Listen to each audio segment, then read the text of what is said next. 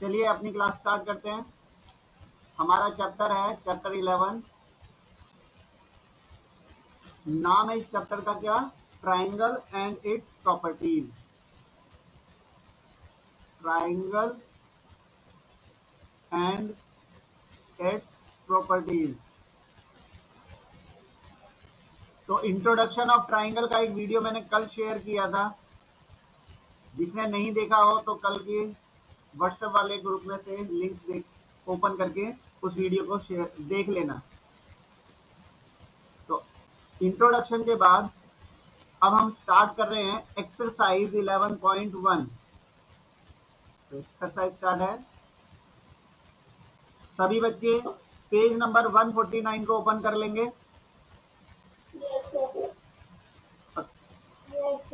ठीक है, सबसे पहले हम फर्स्ट क्वेश्चन को उठाते हैं।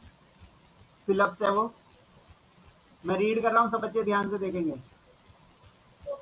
The angles opposite to equal side of an isosceles triangle.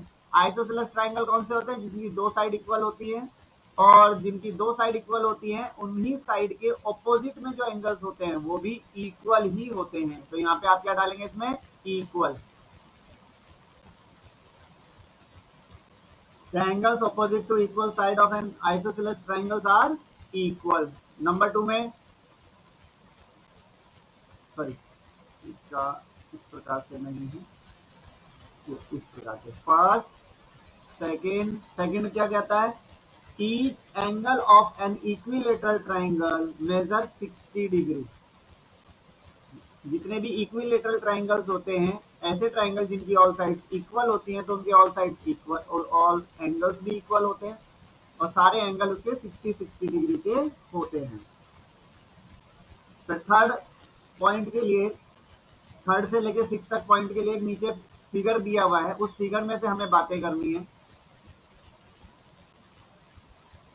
D is the mid point. उस फिगर का जो डी है वो मिड पॉइंट बताया हुआ है, यानी ये डी जो है मिड पॉइंट है। तो मिड पॉइंट से उसके ऑपोजिट वर्टेक्स से मिलने वाली लाइन को हम मीडियन कहते हैं। तो यहाँ पी एम ये जो है इसको हम एल्टीट्यूड कहते हैं, जो 90 डिग्री डलता है किसी पर, एल्टीट्यूड। तो पीएम इज यहां पर आ जाएगा आपका एल्टीट्यूड। फोर्थ पॉइंट में पीडी, जैसे पी एम तो एल्टीट्यूड हो गया, पीडी क्या हो गया? Median. Fifth point triangle PMR.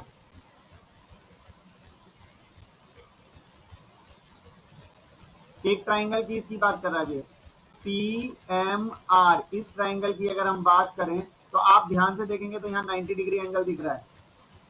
तो ये कौन सा ट्राइंगल हुआ? ये राइट एंगल ट्राइंगल हुआ। क्या हो गया? Right angled triangle. उसके बाद आपसे बोला गया इफ पी क्यू अगर पी डी के बराबर हो, अगर आपका ये पी क्यू ये वाला और पी डी ये दोनों बराबर हो, तो मैंने अभी बताया था आइसोसेलेस ट्राइंगल में जब दो साइड इक्वल होती हैं तो उनके सामने के एंगल, जैसे कि इस साइड के सामने है ये वाला एंगल और इस साइड के सामने है ये वाला एंगल, तो ये दोनों भी इक्वल होंगे। तो if P Q equal P D then P Q D is an. तो ये पी क्यू डी कैसा ट्राइंगल बन गया? फिर ये एक आइसोसेलेस, हाँ जी ये ये आइसोसेलेस ट्राइंगल हो गया। तो इस प्रकार से हमने अपने फिल कर दिए। फर्स्ट क्वेश्चन में इतना ही था। क्वेश्चन नंबर 2,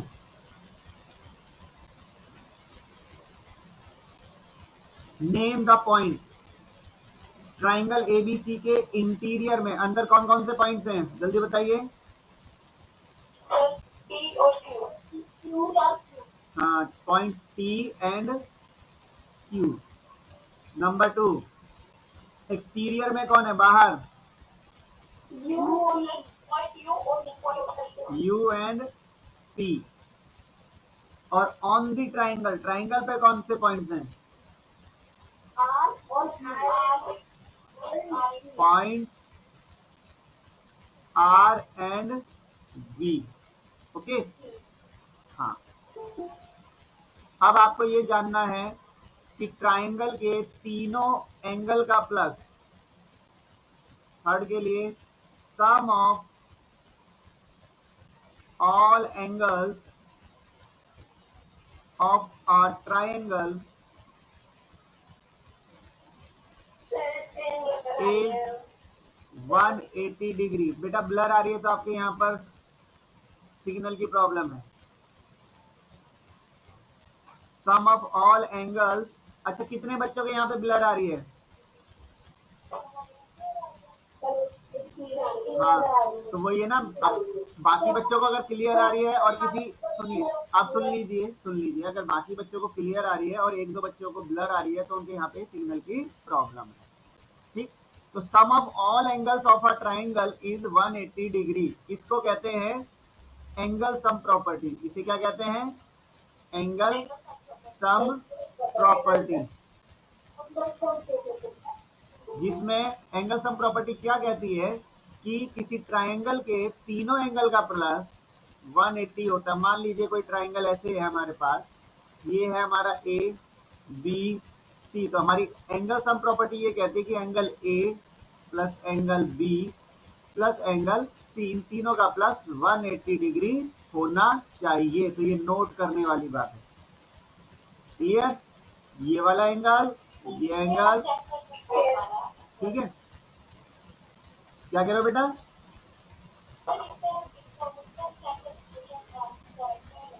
हाँ, इससे चेक भी कर सकते हैं, और हमारे पास जैसे कि क्वेश्चन नंबर 3 में एक एंगल नहीं दिया है तो वो इसी फॉर्मूले से निकलेगा भी।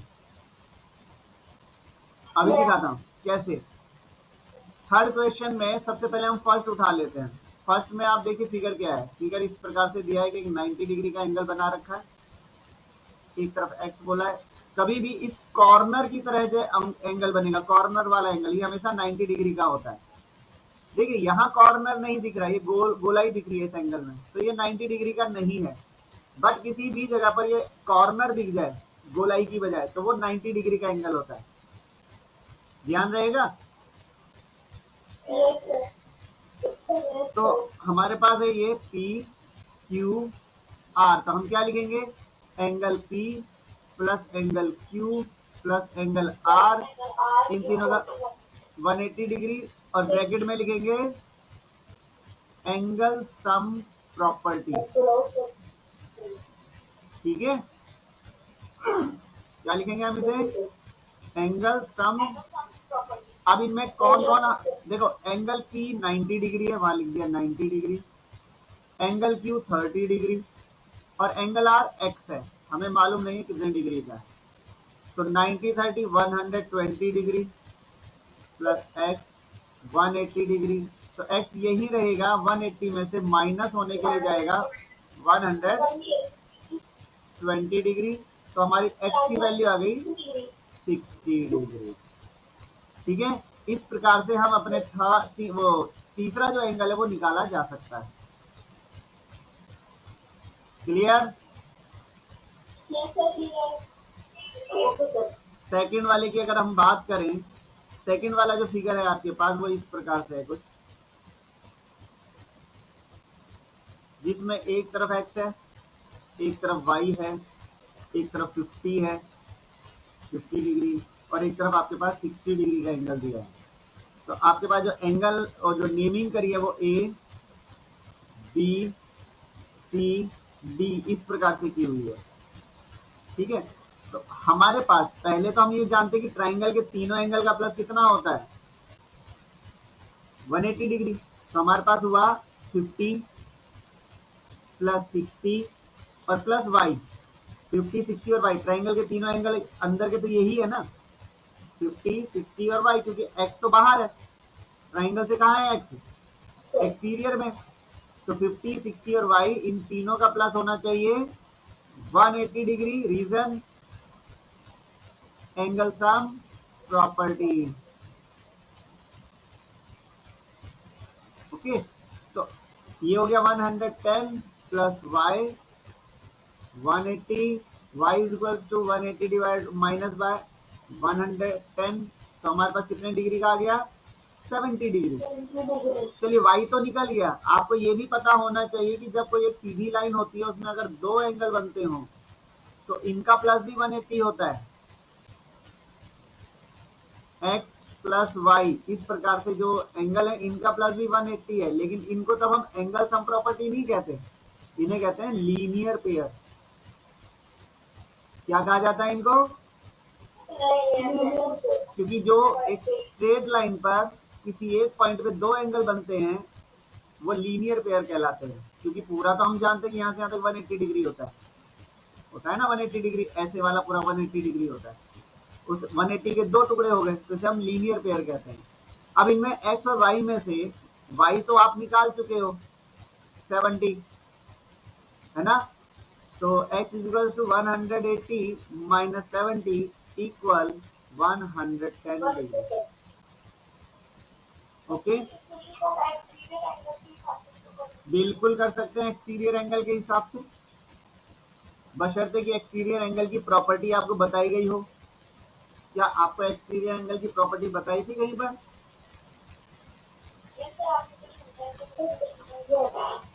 एक्सटीरियर एंगल की,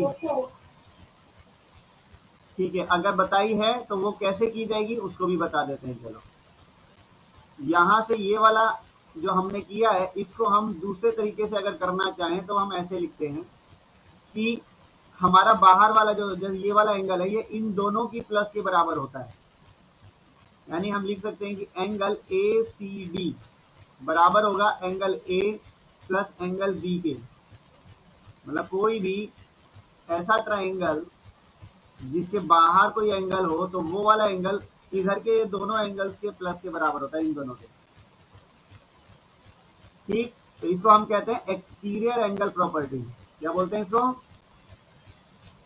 एक्सटीरियर एंगल प्रॉपर्टी। तो आप देख सकते हैं ACD हमारा हो गया x, एंगल ए हमारा 50 था, एंगल बी हमारा 60 था, तो यहाँ डायरेक्ट हमारा 110 आ गया। ऐसे भी निकाल सकते हैं, लीनियर पेयर से भी निकाल सकते हो, एक्सटीरियर एंगल प्रॉपर्टी से भी निकाल सकते हो। क्लियर? थर्ड पॉइंट पे आते हैं। थर्ड पॉइंट इज, इसके अंदर जो फिगर दिया है वो कुछ इस प्रकार का है।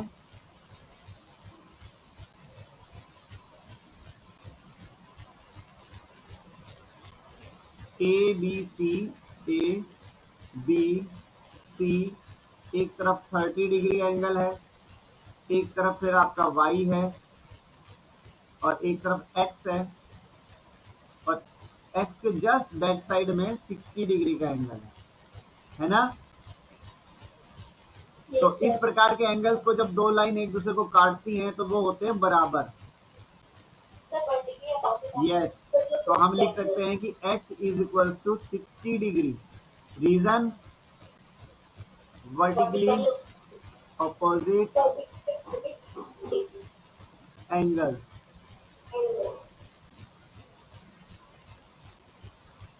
ठीक है, तो x पता चल गया। उसके बाद हम जानते हैं कि x प्लस वाई प्लस 30, इन तीनों का प्लस 180 होना चाहिए, क्योंकि, और इसे हम कहते हैं angle sum property.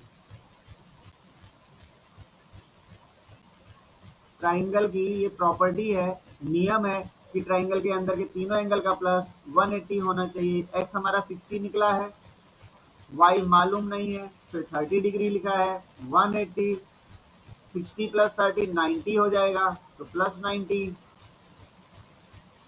Then y is equal to 180 minus 90 equal 90 degree. तो y आ गया 90 डिग्री। ठीक है, चलिए अब आपका जो फोर्थ पॉइंट है, डू योरसेल्फ। ठीक, fifth point, do yourself. Six point मैं कराऊंगा।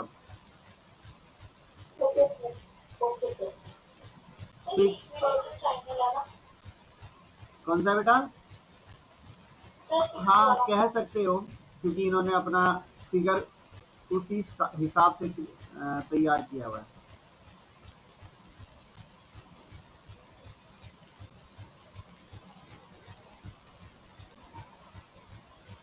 एक्स एक्स वाई एक्स, ठीक है। हुआ क्या कि बाहर के जो एंगल हैं एक्स, उन तीनों का प्लस, क्योंकि जो एक्स है वो किसके बराबर है, एक्स तो बराबर है वाई के, है ना। और बाहर जितने भी एंगल बन रहे हैं वो सारे एक्स हैं, तो इस हिसाब से हमारे इंटीरियर में एक्स के सामने वाई ही बनेगा। फिर जब एक्स के यहाँ पर वाई है तो इस एक्स के आगे भी वाई ही होगा, क्योंकि एक्स बराबर है वाई के। तो इसलिए दैट्स वाई अगर हम x प्लस एक्स लिखते हैं तो वहां हम लिखेंगे y प्लस वाई, जो कि कितना बनता है 180 degree. Reason angle sum property, क्योंकि y तो कहाँ का है, अंदर का है, तो ये 3y हो गया 180 डिग्री। तो y is equal to 180 divide by 3, तो y की वैल्यू आ गई 60 डिग्री। और y अगर 60 है तो y तो बराबर है x के, तो x भी 60 degree. Clear?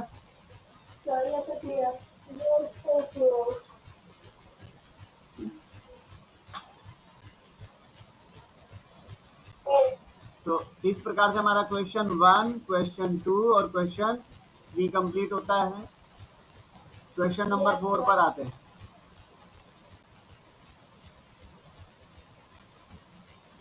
Question number 4, question number 4 में देखिएगा figure A B C D और बीच में ए डी और बी सी ओ पर इंटरसेक्ट कर रहे हैं। लेकिन अपनी तरफ से एक बात बताया इन्होंने कि ये ऑपोजिट साइड जो हैं वो पैरेलल हैं।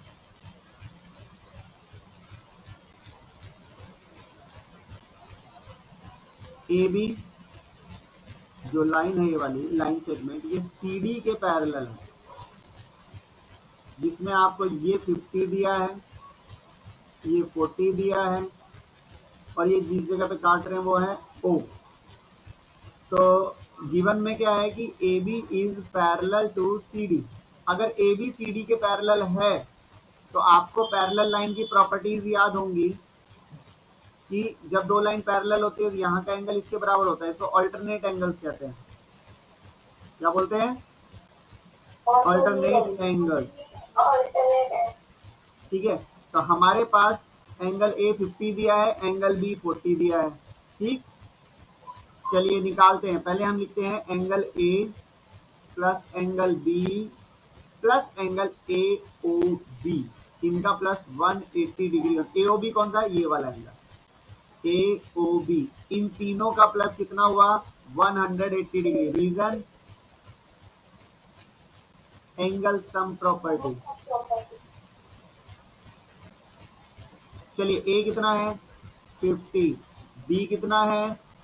40, ए ओ बी अभी हमें मालूम नहीं है तो हम वो निकाल सकते हैं। इन दोनों का प्लस हुआ 90, ए ओ बी,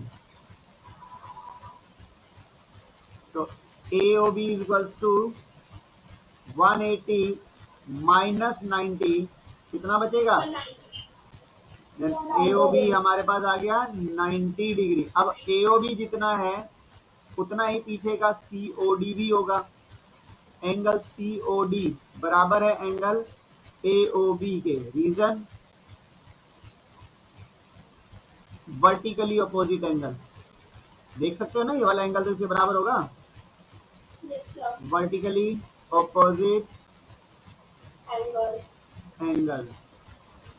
तो इसलिए हमारा जो एंगल सीओडी है वो भी 90 डिग्री ही निकलेगा। तो ये भी 90 निकला। ये तो 90 निकल ही गया, ये वाला AOB वाला।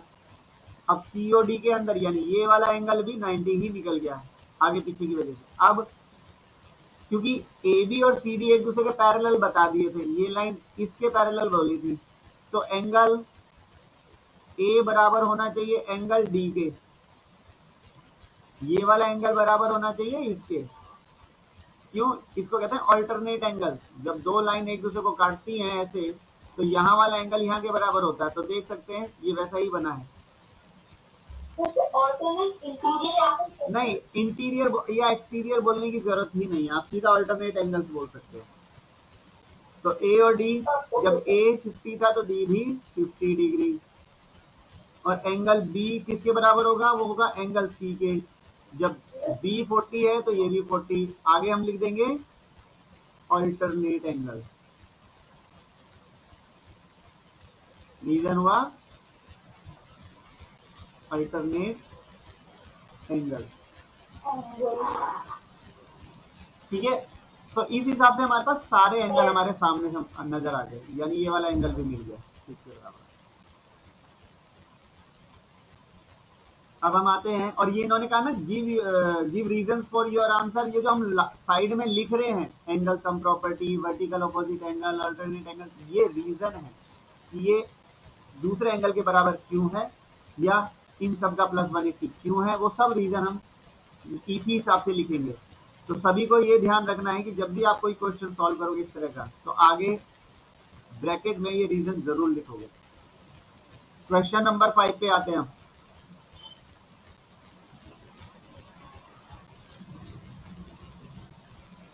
क्वेश्चन नंबर 5 में बोला है, एक ट्राइंगल है आपके पास जिसके अंदर 6 angle A is equal to 3 angle B is equal to angle C। तो आपको ये तीनों एंगल फाइंड करने हैं। तो हम इतना जानते हैं, तो पहले तो दो दो को उठा लेते हैं। 6 एंगल A किसके बराबर है? 3 एंगल B के। ओके, अगर हम 6 एंगल A के डिवाइड में ये 3 ले आए तो एंगल B क्या बनेगा? 3 1 जा 3, 3 2 जा 6, तो 2 एंगल A लिखा जा सकता है एंगल B के लिए। तो एंगल B की जगह पर एंगल A का डबल यानी 2 एंगल A लिखा जा सकता है। दूसरी बात, क्योंकि ये तीनों तो बराबर हैं आपस में, तो हम एक चीज और ले सकते हैं कि 6 एंगल A एंगल C के भी तो बराबर है। 6 एंगल A 3 एंगल B के बराबर था, और 6 एंगल A एंगल C के भी बराबर है। तीनों आपस में बराबर बताए हैं ना, ये दिखाई दे रहे हैं आपको कि 6 एंगल A जो है वो 3 एंगल B के बराबर भी है, और 6 एंगल A एंगल C के बराबर भी है। अब हम लिख सकते हैं कि angle A plus angle B plus angle C, इन तीनों का प्लस है 180 डिग्री। यस है ना? तो अगर तीनों का प्लस 180 डिग्री है, रीजन तो पहले वही एंगल सम प्रॉपर्टी।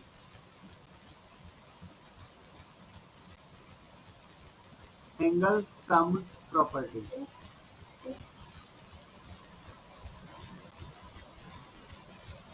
अब देखिए, एंगल A तो एंगल A ठहरा, एंगल B की जगह पर हम 2 एंगल A लिख सकते हैं, C की जगह पर हम 6 एंगल A लिख सकते हैं। तो सारे के सारे एंगल A में बदल गए। तो जब किसी के आगे कुछ नहीं तो वहां 1 काउंट होगा। तो 6 2 8 और 1 9 एंगल A हो जाएगा।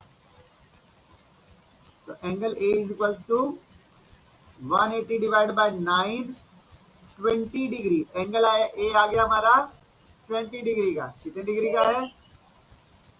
ठीक है, तो हम इसे करते हैं, एंगल A भी आ गया। तो अब एंगल B कितना है? एंगल B तो आपने देखा 2 एंगल A था, तो 2 इंटू 20 होगा 40 डिग्री।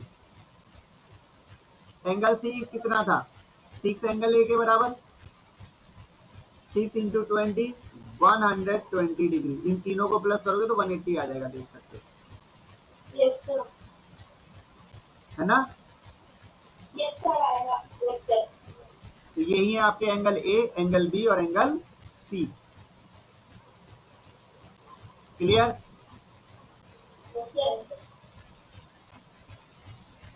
अब हम आते हैं क्वेश्चन नंबर इसका, हाँ ये तो फिफ्थ का फर्स्ट पार्ट था ना, ये तो अभी इसका सेकंड पार्ट भी रह गया, क्वेश्चन 5 का सेकंड पार्ट।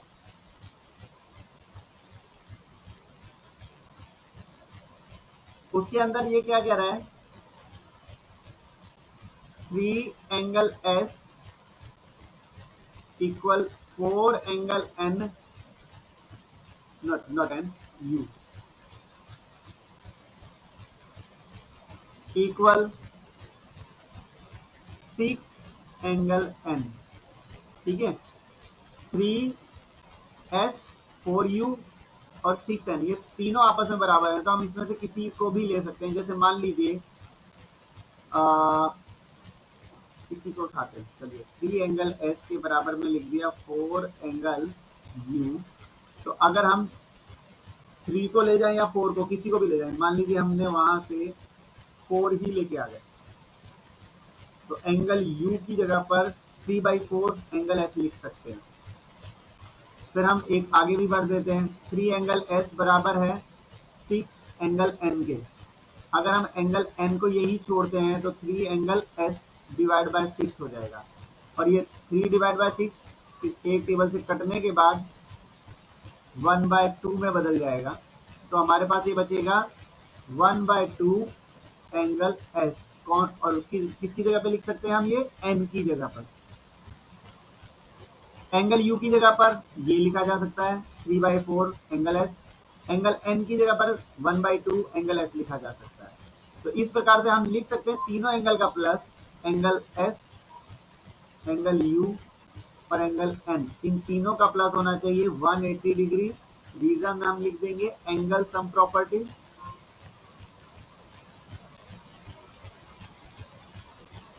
s की जगह पर s रहेंगे, u की जगह पर 3/4 एंगल s लिखा जाएगा, और n की जगह पर 1/2 एंगल s लिखा जाएगा। तो सब s में बदल गए, तीनों एंगल तो s में ही आ गए। अब इसके नीचे कुछ नहीं है, इसके नीचे 1 लगाएंगे, तो 1 4 और 2, 1 4 और 2 का एलसीएम अगर हम निकालते हैं, एलसीएम ऑफ 1 2 एंड 4, इसका एलसीएम आएगा 4।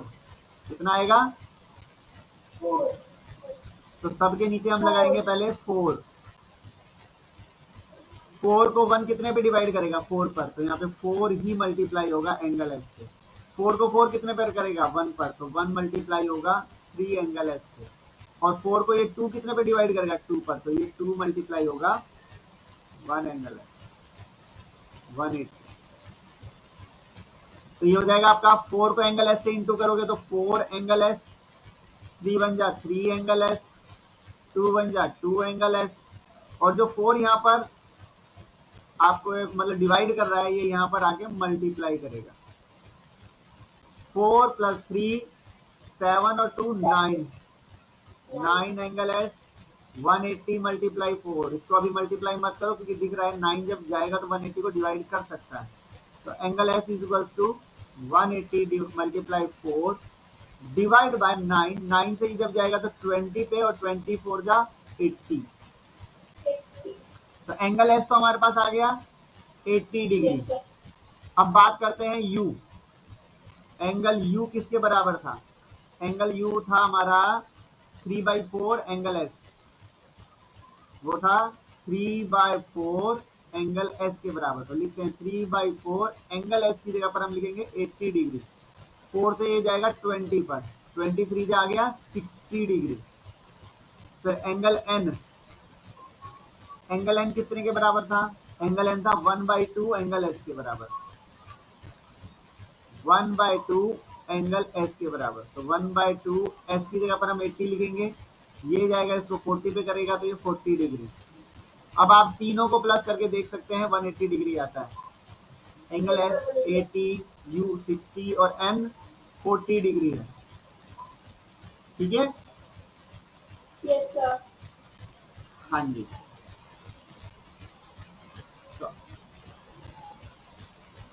क्वेश्चन नंबर 5, और अब स्टार्ट करा रहा हूं क्वेश्चन नंबर 6।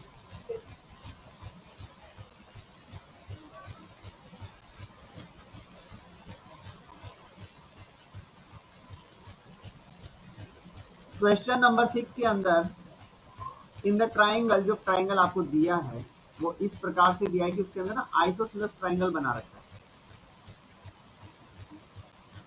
जिसमें दो साइड बराबर दी है ये वाली, और बोला है ए बी सी। अब जब दो साइड इक्वल है तो लिखते हैं triangle A B C is an isosceles,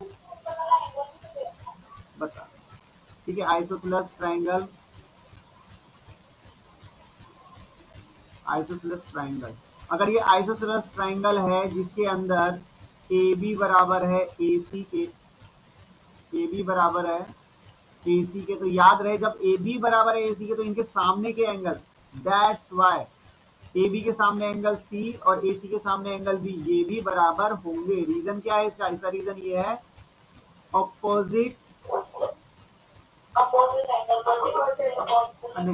opposite angles of equal side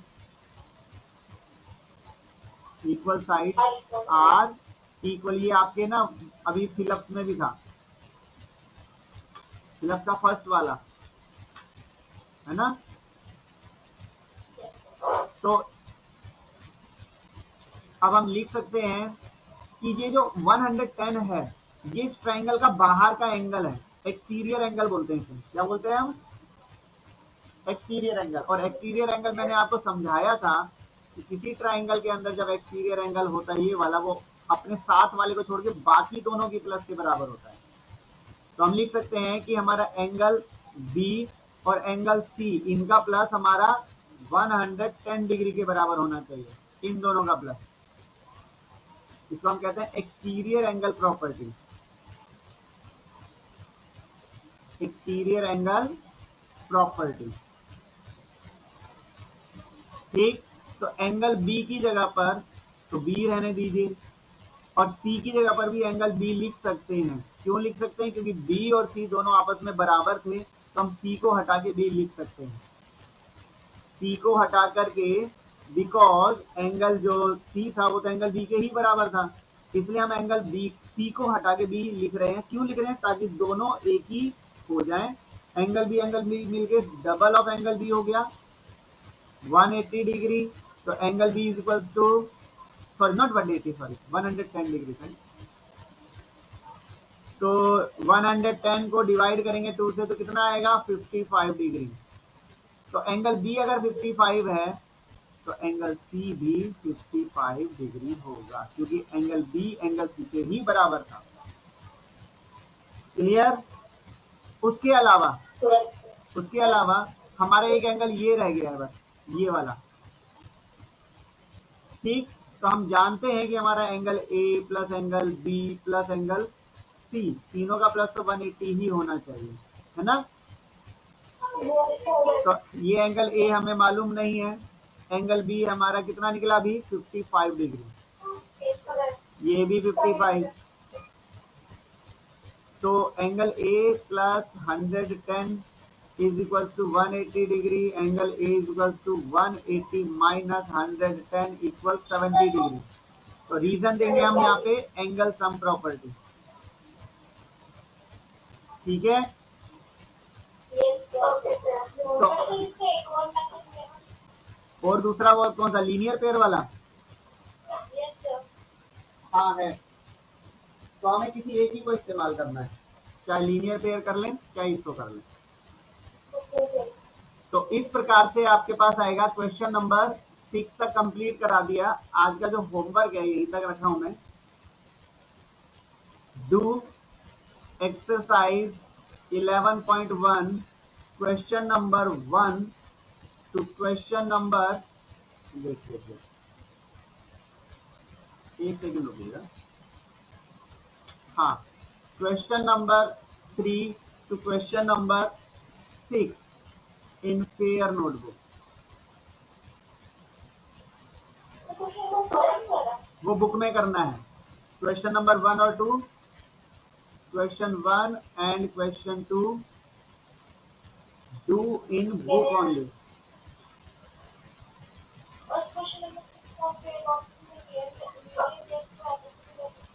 क्या कह रहे? दोबारा बोलो।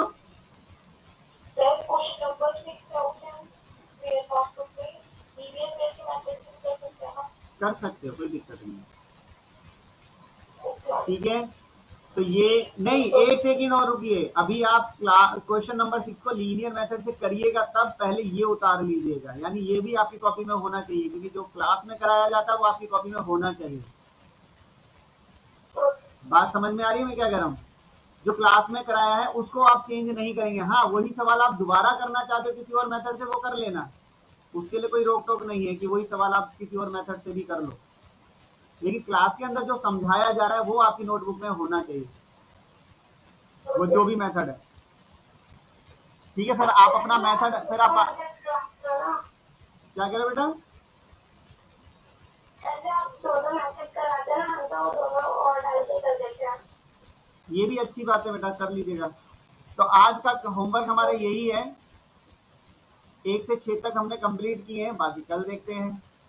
ठीक, आप लोग मुझे अब अटेंडेंस दे सकते हैं, आपकी